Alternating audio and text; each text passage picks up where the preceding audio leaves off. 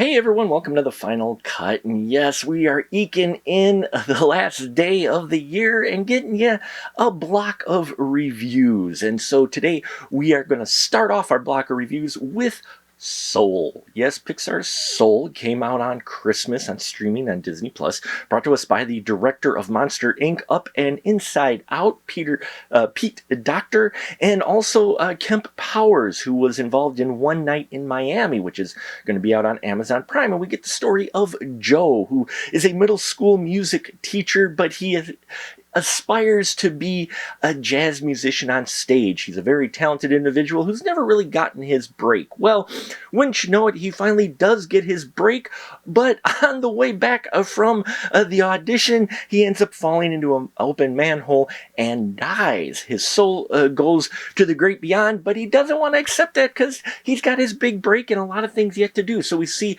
how he ends up teaming up with another soul named 22, and then we see how he goes back and forth from the afterlife to living as he tries to make his wish come true and actually get that big gig that he always wanted.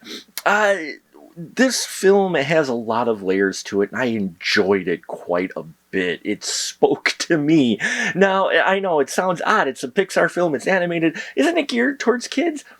Kind of. I think the kids will enjoy a lot of the visuals going on, especially when Joe's soul makes it to the before life with all the little souls running around in that. They're probably going to really enjoy that. And there's a gimmick in this story at one point that involves a cat and Joe, and I really enjoyed those elements, and those did bring humor to it, and those are the parts that I think for sure the kids will enjoy, the younger kids. Now, as far as the parents watching this, there were a lot of things I could relate to with Joe. This character has a number of layers. You feel for him, and at the same time, you know, you can see his perspective, but then you're also saying you gotta just, look at what you've got, man. And yeah, I just really connected with Joe. Now, Joe's voiced by Jamie Foxx, who does fantastic in here. Tina Fey does the voice for 22, and I really loved the way they played off each other. 22 is a very entertaining character who also has layers and some depth to her, as she doesn't want to get assigned to Earth because she thinks Earth is horrible. And so you've got one person who wants to go down there and one who doesn't, and it's an interesting dichotomy between these two characters. Now, the other characters that show up in here, Moonwind, who is played by Graham Norton, so funny. Things in here get a little bit not heavy but serious, and then Moonwind shows up and helps really lighten the mood quite a bit. Graham Norton was great in here. I loved Rachel House as Terry. Terry is a great character in here.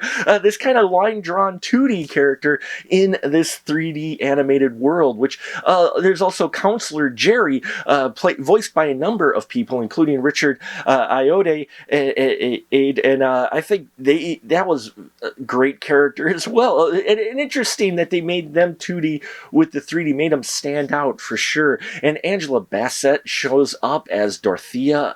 Such a great voice.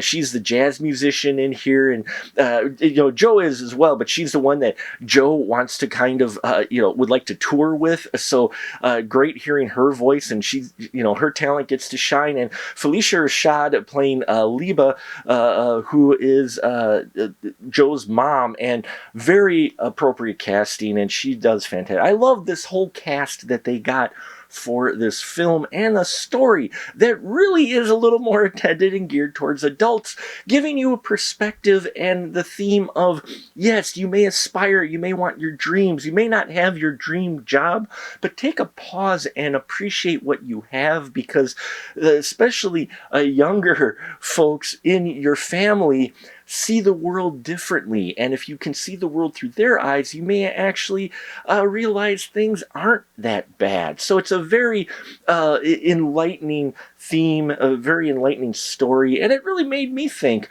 when the credits rolled. So Soul is definitely worth it, especially if you're a jazz musician, a jazz fan. If you're into jazz, you're going to dig the soundtrack in here. All the music in the New York scenes were arranged by John Batiste in the jazz arrangement. arrangements were done, and so good. I like John Baptiste's style, and it really shines here, and his talent really shines in the music, which plays such an integral part to this movie. So yeah, folks, music lovers, you're gonna enjoy that. Pixar fans, if you've liked their other films, you're gonna enjoy this. I think this is one of the upper tier Pixar films for me. While again, the young at heart and the young ones may not get all the themes, I think the adults definitely will, and find something that may even make them feel a little better. So there you have it. Check out my It's Finally Mine episode I did on the score that goes along with Soul. That was a lot of fun to listen to. Please subscribe here, hit the bells and thumbs and all that good YouTube stuff. Head over to our Patreon and give us some support there. I thank you all for your support this year. We are celebrating 15 years next year in 2021. I hope you have a safe and fun New Year's Eve. Happy New Year. And until next time, remember, keep that ticket stub.